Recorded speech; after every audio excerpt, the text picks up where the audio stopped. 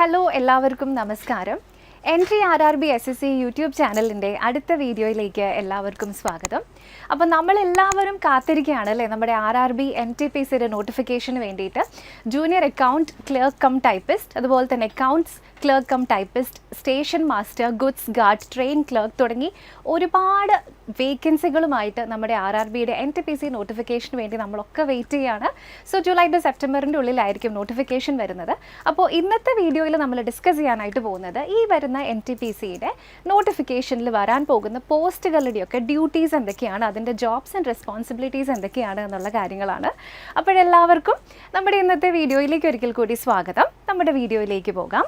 അപ്പോൾ നേരത്തെ പറഞ്ഞതുപോലെ തന്നെ നമ്മുടെ നോൺ ടെക്നിക്കൽ പോപ്പുലർ കാറ്റഗറീസ്, അതായത് NTPCയുടെ നോട്ടിഫിക്കേഷനാണ് നമ്മളിപ്പം എക്സ്പെക്റ്റ് ചെയ്യുന്നത്. സോ 10,000-ൽ പരം വേക്കൻസീസ് ആണ് നമ്മൾ ഇവിടെ ഈ വന്നിരിക്കുന്ന RRBയുടെ ഒഫീഷ്യൽ വെബ്സൈറ്റിൽ വന്നിരിക്കുന്ന പുതിയ ഒരു നോട്ടിഫിക്കേഷൻ പ്രകാരം നമ്മൾക്ക് ലഭിച്ചിരിക്കുന്നത്. സോ നിങ്ങൾക്ക് അതിൻ്റെ ഡീറ്റെയിൽസ് ഇവിടേക്ക് കാണാം. സോ മാസ് റിക്രൂട്ട്മെൻ്റ് ആണ് നടക്കാനായിട്ട് പോകുന്നത്. അപ്പോൾ ഈ തന്നിരിക്കുന്ന പോസ്റ്റുകളിലെ ജോബ് റെസ്പോൺസിബിലിറ്റീസ് ആണ് ഇന്നത്തെ വീഡിയോയിൽ നമ്മൾ ഡിസ്കസ് ചെയ്യുന്നത്. അപ്പോൾ NTPC എന്ന് വെച്ചിട്ടുണ്ടെങ്കിൽ തന്നെ നിങ്ങൾക്ക് പലർക്കും അറിയാമായിരിക്കും, അറിയാത്തവർക്ക് വേണ്ടി ജസ്റ്റ് പറയാണ്. നോൺ ടെക്നിക്കൽ പോപ്പുലർ കാറ്റഗറീസ് ആണ്. അപ്പം റെയിൽവേയിൽ ഒരുപാട് എഞ്ചിനീയറിംഗ് റിലേറ്റഡ് ആയിട്ടുള്ള ജോലികൾ വരുന്നുണ്ട്. എന്നാൽ ഇവിടെ ടെക്നിക്കൽ റിക്വയർമെൻറ്റ് ഒന്നും വരാത്ത കാറ്റഗറീസ് ആണ് NTPC. അതുകൊണ്ട് തന്നെ ഒരുപാട് പേര് അപ്ലൈ ചെയ്യുന്ന ഒരു ജോലി പോസ്റ്റ് കൂടിയാണിത്. 2 ലെവലിലേക്കാണ് ഇവിടെ റെയിൽവേയുടെ റിക്രൂട്ട്മെൻറ്റ് നടക്കുന്നത്. ഒന്ന് ഡിഗ്രി ലെവൽ യോഗ്യതയുള്ളവർക്കും, അടുത്തത് +2 ലെവൽ യോഗ്യതയുള്ളവർക്കും. നിങ്ങളിപ്പോൾ നോക്കിയാൽ കാണാം, ഇവിടെ കാണുന്നത് accounts clerk cum typist, commercial cum ticket clerk, junior clerk cum typist, trains clerk, ഇതുപോലത്തെ പോസ്റ്റുകളൊക്കെ നമ്മുടെ അണ്ടർ ഗ്രാജുവേറ്റ് അല്ലെങ്കിൽ +2 ലെവൽ യോഗ്യതയുള്ള NTPC പോസ്റ്റുകളാണ്. അതിനുശേഷം വരുന്ന ഗുഡ്സ് ട്രെയിൻ മാനേജർ, എല്ലാവരും വെയിറ്റ് ചെയ്യുന്ന നമ്മുടെ സ്റ്റേഷൻ മാസ്റ്റർ, അതുപോലെ തന്നെ clerk cum senior clerk cum typist and വീണ്ടും junior accounts assistant cum typist, വീണ്ടും chief commissioner cum ticket supervisor തുടങ്ങിയിട്ടുള്ള പോസ്റ്റുകളൊക്കെ നമ്മുടെ ഗ്രാജുവേഷൻ യോഗ്യതയിൽ വരുന്ന പോസ്റ്റുകളുമാണ്. അപ്പോൾ ഇതിൻ്റെ ഡീറ്റെയിൽസ് ആണ് നമ്മളിന്ന് ഇവിടെ ഡിസ്കസ് ചെയ്യാനായിട്ട് പോകുന്നത്. അപ്പോൾ നമ്മൾ സ്റ്റാർട്ട് ചെയ്യുന്നത് അക്കൗണ്ട്സ് ക്ലർക്ക് കം ടൈപ്പിസ്റ്റിൻ്റെ പോസ്റ്റിനെ പറ്റിയിട്ടാണ്. സോ അക്കൗണ്ട്സ് റിലേറ്റഡ് ആയിട്ടുള്ള ജോലി ആയിരിക്കും എന്ന് കേൾക്കുമ്പോൾ തന്നെ എല്ലാവർക്കും അറിയാം അല്ലേ. സോ പ്രധാനമായിട്ടും ഫിനാൻഷ്യൽ ഇറഗുലാരിറ്റീസ് ഡിപ്പാർട്ട്മെൻറ്റിൽ ഉണ്ടോ എന്ന് കണ്ടുപിടിക്കുക, മോണിറ്ററി ട്രാൻസാക്ഷൻസ് ഒക്കെ ഒന്ന് കറക്റ്റായിട്ട് സൂപ്പർവൈസ് ചെയ്യുക, അതുപോലെ തന്നെ ബഡ്ജറ്റ് റിലേറ്റഡ് ആയിട്ടുള്ള ഡിസിഷൻസിലൊക്കെ ഹെൽപ്പ് ചെയ്യുക തുടങ്ങിയിട്ടുള്ള ജോലികളൊക്കെയാണ് ഇവിടെ അക്കൗണ്ട്സ് ക്ലർക്ക് കം ടൈപ്പിസ്റ്റ് എന്ന് വരുന്നത്. സോ ഇത് ക്ലർക്ക് ആൻഡ് ടൈപ്പിസ്റ്റ് ജോലി ആയതുകൊണ്ട് തന്നെ കംപ്ലീറ്റ്ലി ഇതൊരു ക്ലറിക്കൽ ജോബാണ്. പക്ഷേ അക്കൗണ്ട്സ് ഡിപ്പാർട്ട്മെൻറ്റിൽ വരുന്നത് കൊണ്ട് അക്കൗണ്ട് റിലേറ്റഡ് ആയിട്ടുള്ള ഡേറ്റ എൻട്രി ആയിരിക്കും ഈ പോസ്റ്റിൽ കയറി കഴിയുമ്പോൾ നിങ്ങൾ ചെയ്യേണ്ടതായിട്ട് വരുന്നത്. ഇനി അടുത്തതായിട്ട് വരുന്നത് നമ്മുടെ ജൂനിയർ ടൈം കീപ്പർ എന്ന് പറയുന്ന പോസ്റ്റാണ്. സോ ഇതിൻ്റെ പ്രധാനപ്പെട്ട ഈ ഒരു പോസ്റ്റിൻ്റെ ഡ്യൂട്ടി എന്ന് പറയുന്നത് ട്രെയിനുകളുടെ വരവും പോക്കും സംബന്ധിച്ചിട്ടുള്ള അറൈവലും ഡിപ്പാച്ചറും സംബന്ധിച്ചിട്ടുള്ള റെക്കോർഡ്സ് ഒക്കെ കറക്റ്റായിട്ട് മെയിൻറ്റെയിൻ ചെയ്യാം, മൊത്തം റെയിൽവേ നെറ്റ്വർക്കിൻ്റെ സിങ്ക് കറക്റ്റായിട്ട് കൊണ്ടുപോകുക എന്ന് പറഞ്ഞിട്ടുള്ള ഒരു വലിയ ഡ്യൂട്ടിയാണ്.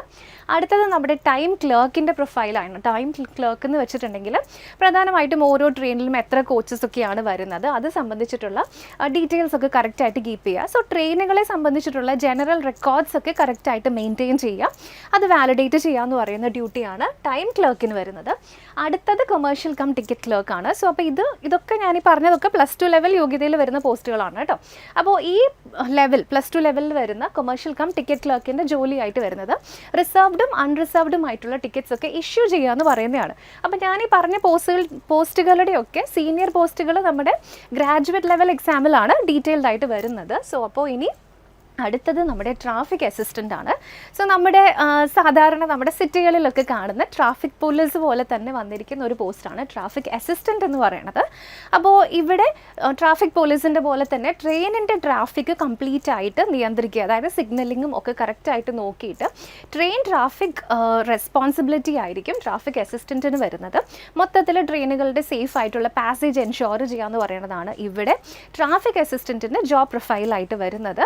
വീണ്ടും ഇവിടെ ഇത് മാനുവലി ചെയ്യേണ്ട കാര്യങ്ങളല്ല, പണ്ടത്തെ പോലെയല്ല, ഒരുപാട് കൺട്രോൾ സിസ്റ്റംസും മെക്കാനിസംസും ഒക്കെ ഉണ്ട്. അത് മോണിറ്ററാണ് ചെയ്യേണ്ടത് ട്രാഫിക് അസിസ്റ്റൻറ്റ്. അതുപോലെ തന്നെ നമ്മുടെ റിക്വയർമെൻറ്റ് അനുസരിച്ച്, റെയിൽവേയുടെ റിക്വയർമെൻറ്റ് അനുസരിച്ച് പലതരം ഷിഫ്റ്റുകളിൽ ജോലി ചെയ്യേണ്ട ആവശ്യകത കൂടി ട്രാഫിക് അസിസ്റ്റൻറ്റിന് ഉണ്ടാവും. ഓക്കെ, ഇനി അടുത്തതായിട്ട് നമ്മൾ ഡിസ്കസ് ചെയ്യുന്നത് ഗുഡ്സ് ഗാർഡിൻ്റെ ജോലിയാണ്. സോ പ്രധാനമായിട്ടും സ്റ്റേഷൻ മാസ്റ്ററുമായിട്ട് കമ്മ്യൂണിക്കേറ്റ് ചെയ്തിട്ട് പല ട്രെയിനുകളുടെ അറൈവലും ഡിപ്പാച്ചറുമായിട്ടുള്ള കാര്യങ്ങളൊക്കെ മാനേജ് ചെയ്യുക എന്ന് പറയുന്നതാണ് നമ്മുടെ ഗുഡ്സ് ഗാർഡിൻ്റെ ഡ്യൂട്ടി.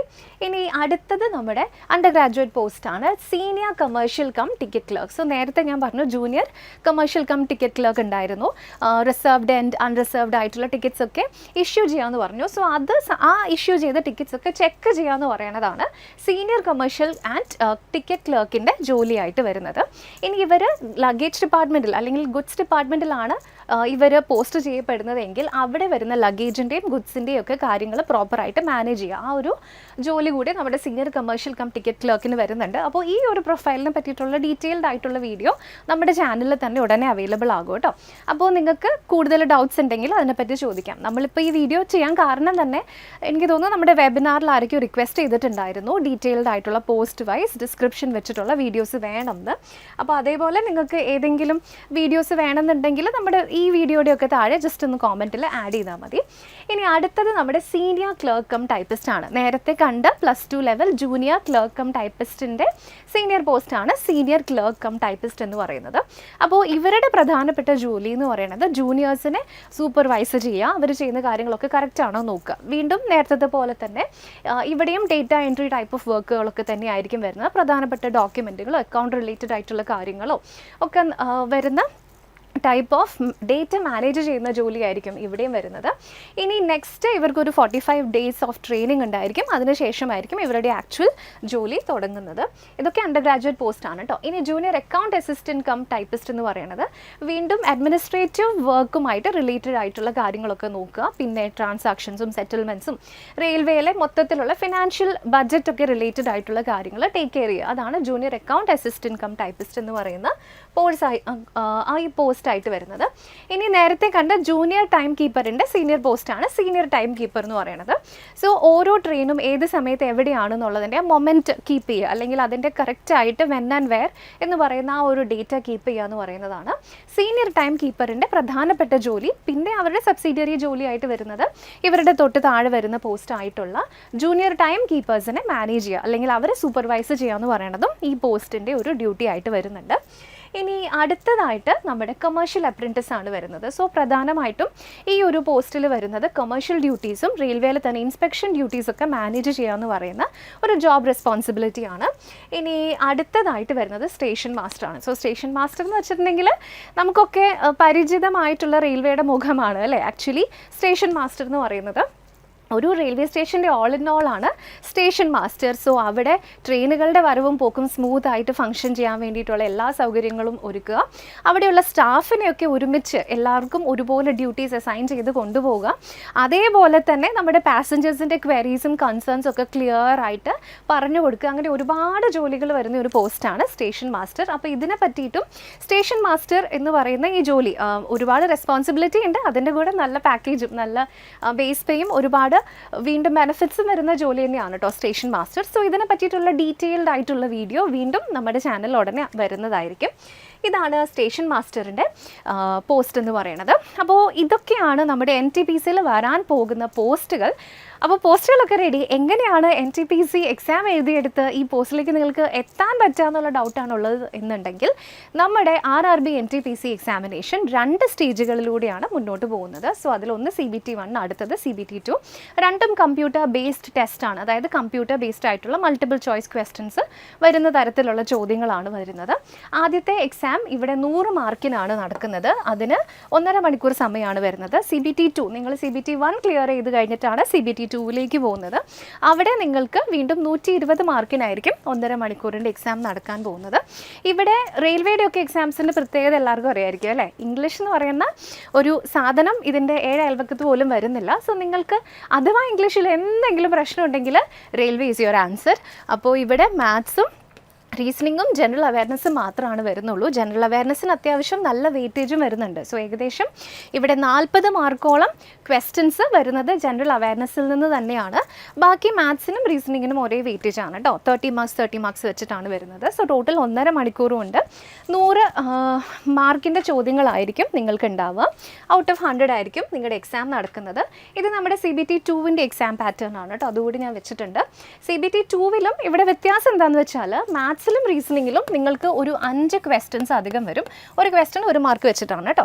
5 ക്വസ്റ്റ്യൻസ് അധികം വരും. ഇനി അതിനുശേഷം ഇവിടെ ജനറൽ അവയർനെസ്സിന് വീണ്ടും ഒരു 10 മാർക്ക് അധികം വരും. ഓക്കെ, 10 ക്വസ്റ്റ്യൻസ് അധികം വരും. സോ ടോട്ടലി നമുക്ക് എക്സാം നടക്കാൻ പോകുന്നത് 120 മാർക്സിലായിരിക്കും. ആൻഡ് ഇവിടെ ഉണ്ടാവാൻ പോകുന്ന ക്വസ്റ്റ്യൻസും 120 തന്നെയായിരിക്കും.